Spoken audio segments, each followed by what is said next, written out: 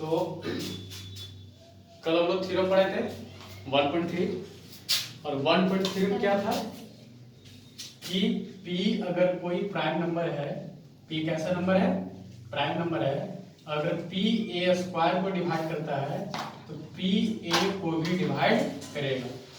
यही थ्योरम था और उसी थ्योरम के हेल्प से हम लोग आज एनसीईआरटी का थ्योरम नंबर 1.4 पढ़ेंगे। क्या पढ़ेंगे? 1. ये थ्योरम में क्या है? Prove that √2 is irrational. √2 is irrational कहने का मतलब ये है कि अगर एक क्वेश्चन हम लोग बना लेते हैं तो इससे बहुत सारा क्वेश्चन हम लोग बना सकते हैं। जैसे √2 को रैशनल प्रूव करना है, ठीक है, √3 है, √5 है, √7 है, √11 है, सारे को इसी स्टेटमेंट में क्या कर सकते हैं? प्रूव कर सकते हैं। तो आइए हम इसको देखते हैं प्रूफ। तो जिस नंबर को इरेशनल प्रूव कर रहा हूं सबसे पहले उसको ऑपोजिट मान लेते हैं। क्या मान लेते हैं? जैसे इरेशनल, तो इरेशनल का ऑपोजिट क्या हो गया? रैशनल हो गया। क्या हो गया? तो हम लोग क्या लिखे? Late √2 is rational. √2 क्या है? रैशनल नंबर है। अब हम इसको इस प्रकार से लिखते हैं, तो √2 equal to a by b। √2 equal to a by, जहां पे b not equal to 0, b का वैल्यू कभी 0 नहीं होगा। और a और b कैसा नंबर है? को-प्राइम है। क्या चीज है? को-प्राइम नंबर किसको बोलते हैं? को-प्राइम, ठीक है। को-प्राइम नंबर वैसा नंबर का पेयर जिसका HCF 1 होता है। HCF क्या होता है? या कॉमन फैक्टर क्या होता है? 1 होता है। जैसे 2 और 3 दोनों से इसको कॉमन फैक्टर जब निकालेंगे, 2 को लिखेंगे 2 into 1, 3 को लिखेंगे, इसको ऐसे लिखें 1 into 2 और 1 into 3, तो दोनों का कॉमन फैक्टर क्या है? 1 है। इसका मतलब ये दोनों जो नंबर है वो क्या है? को-प्राइम है। क्या चीज है? तो इसी प्रकार से a और b जो है वो को-प्राइम है। क्या चीज है? और जब को-प्राइम तो ये दोनों का HCF कितना है? 1 होगा। क्या होगा? 1 होगा। अब क्या किया कि इस इक्वेशन में दोनों तरफ स्क्वायरिंग किए। क्या किए? तो स्क्वायरिंग कीजिए, तो √2 का स्क्वायर हो गया ये, और a बाई b का होल स्क्वायर हो गया। √2 का स्क्वायर करेंगे तो 2 आएगा, √2 का स्क्वायर यानी √2 into √2 और √2 into 2 होता है, और ये हो गया a square by b square. अब क्या किया? इसको क्रॉस होना किए, क्रॉस होना, ये इसके साथ चला गया और ये इसके साथ चला गया, तो ये हो गया 2a स्क्वायर a स्क्वायर, तो b square equal to a square by 2। अब हम क्या देख रहे हैं कि 2 डिवाइड्स a स्क्वायर। 2 किसको डिवाइड करता है?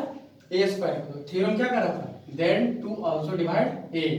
इसको इक्वेशन 1 मान लिए। क्या मान लिए? 1। अब क्या करना है कि पुट करना है a equal to 2c। a equal to 2c क्या है इन इक्वेशन 1 में, और c क्या? एक इंटीजर है। क्या है? इंटीजर है। तो पुट कीजिए इसको, b स्क्वायर का b स्क्वायर रहा, a के जगह में पुट कर रहे हैं 2c स्क्वायर, तो 2c स्क्वायर होल स्क्वायर हो गया बाय 2। अब इसको सॉल्व करते हैं तो ये b स्क्वायर ही रहा, 2 का स्क्वायर कितना हो जाएगा?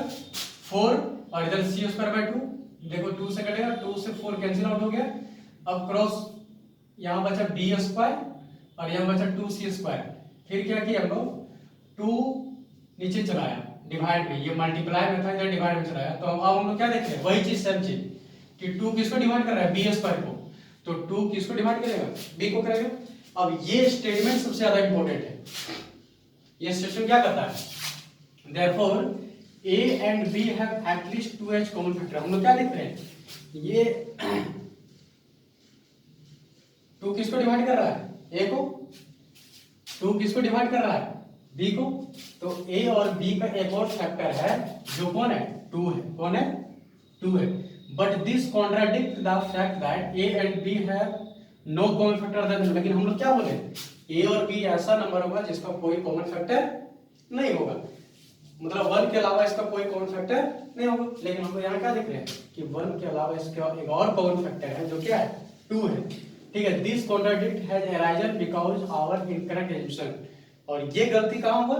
ये गलती हुआ हमारे गलती जो शुरू में मान लिए थे दैट √2 इज रैशनल। क्या मान लिए थे? √2 क्या है? रैशनल है। हेंस इस तरह से क्या प्रूफ हुआ?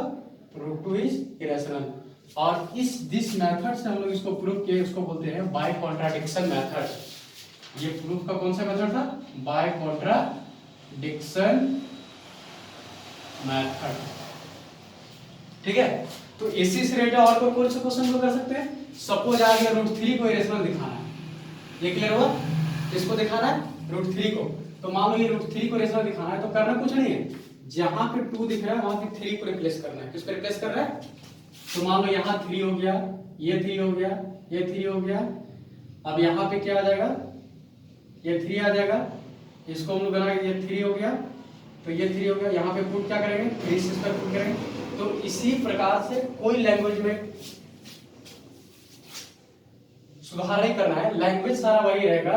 तो इसी प्रकार से हम लोग √3 बना सकते हैं, √5 बना सकते हैं, √7 बना सकते हैं, √11 बना सकते हैं। इसी तरह का सारा क्वेश्चन हम लोग सॉल्व कर सकते हैं। ठीक है।